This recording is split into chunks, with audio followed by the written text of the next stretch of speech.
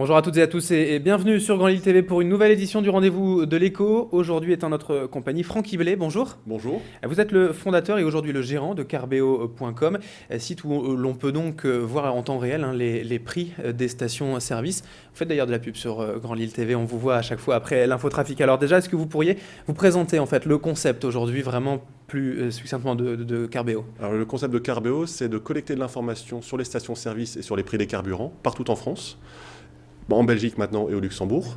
Et cette information, on va la filtrer, la contrôler et la remettre à disposition de différents utilisateurs. D'abord sur un site web, donc qui s'appelle carbeo.com, et puis aussi sur les smartphones, donc applications iPhone ou Android, et des utilisateurs GPS. Oui, les données pourraient être beaucoup plus mobiles forcément quand on est en Exactement. voiture. Exactement. L'intérêt de cette information, c'est de l'avoir en mobilité, proche de soi, pour prendre la décision au bon moment de choisir sa station-service dans les meilleures conditions. Est-ce que je vais être dans une station-service où je vais trouver peut-être un lavage de voiture parce que je dois faire nettoyer ma voiture, ou bien simplement pour par rapport au prix, trouver la moins chère. Alors forcément, le produit d'appel, c'est un peu le prix forcément de l'essence, mais vous proposez aussi autre chose. Comme vous l'avez dit, le lavage de voiture, les services aussi sont répertoriés. Tous les services. Il faut savoir que le prix du carburant ou dans les stations, il y a des stations qui sont chères, mais qu'est-ce qu'elles apportent en plus à l'utilisateur ou à l'automobiliste? Ce sont des services.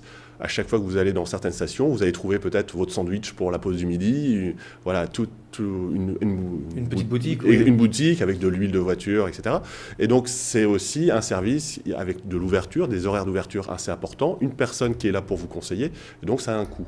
Donc dans le fonctionnement, ça se retrouve bien sûr dans les prix à la pompe. Et tout cela est répertorié sur le site. Alors au niveau de l'historique, ce site, carbeo.com, ces applications mobiles, vous avez créé quand et comment? Alors la jeunesse, c'est en novembre 2005. À l'époque, je ne sais pas si vous vous souvenez, il y avait un fameux cyclone Katrina qui a dévasté le sud des États-Unis. Et pour la première fois, ils ont dû fermer des raffineries de pétrole. Et il y avait un reportage à la télévision. On voyait ces raffineries qui étaient fermées à cause de ce cyclone. Et puis juste après, il y avait un reportage sur le gros 4x4 américain qui mettait des galons d'essence. Et puis juste après avoir mis ces galons d'essence, la personne allait sur un site internet pour renseigner les prix.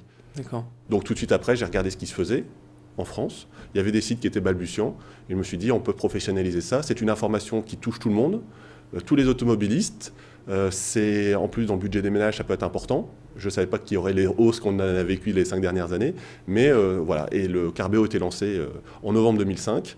Et oui, les concurrents qu'il y avait avant, c'était plutôt des sites amateurs en fait, de partage. Maintenant, vous avez professionnalisé ça. Vous êtes une entreprise. Aujourd'hui, vous travaillez avec qui en fait? Alors, nous sommes 3 à travailler, 3 associés. J'ai 2 associés qui sont en Belgique, moi sur la France. Eux gèrent la partie Belgique-Luxembourg au niveau commercial et moi la France. Et on a un des associés qui est responsable technique de toute la plateforme, tant smartphone que site internet. Alors, pour répertorier tous ces prix, pour les vérifier, vous travaillez tout seul? Oui, alors c'est beaucoup plus large que ça. C'est que la base du site, c'est un site communautaire. C'est-à-dire qu'aujourd'hui, on a plus de 38 000 membres qui sont inscrits. Ce sont des automobilistes, c'est vous, c'est moi, qui peuvent, quand ils font un trajet, répertorier les prix des carburants.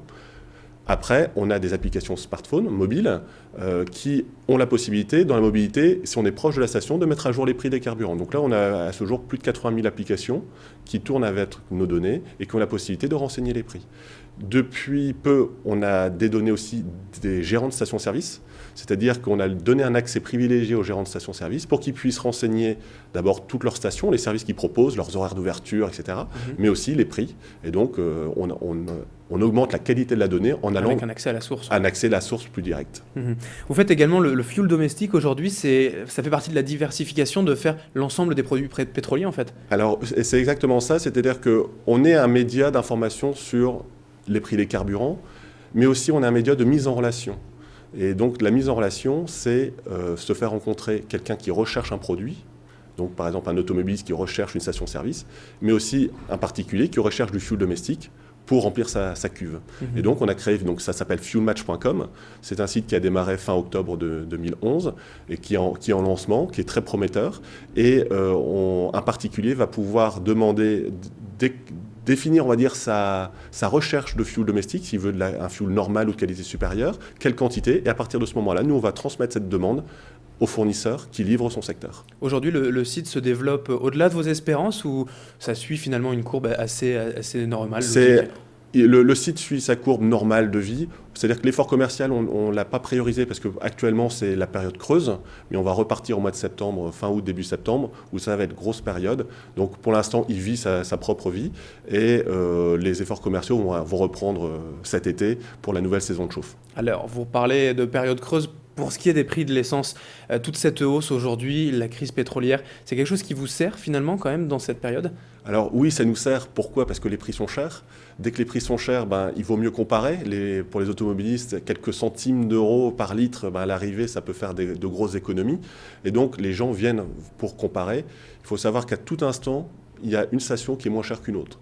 Et donc, en changeant simplement ces petites habitudes, il ne faut pas faire des dizaines de kilomètres, c'est simplement son trajet, par exemple, domicile-travail, en faisant un petit détour de 500 mètres, mais à 1 kilomètre, on a la possibilité de trouver une station moins chère. Donc, en connaissant bien son périmètre de stations, toutes les stations qui sont autour de soi, les gens peuvent faire des économies substantielles. On a estimé qu'un automobiliste, en utilisant nos outils, tant smartphone que le site internet, faire entre 90 et 150 euros d'économie par an, rien qu'en comparant les prix. Ce qui peut être donc forcément intéressant. On peut donc vous retrouver tout simplement sur carbeo.com, c'est ça l'adresse? Exactement, carbeo.com ou l'application qui s'appelle Carbeo France. Très bien, merci Franck Iblet d'avoir été avec nous. Vous êtes donc le fondateur, le gérant de carbeo.com pour tout savoir des prix de l'essence.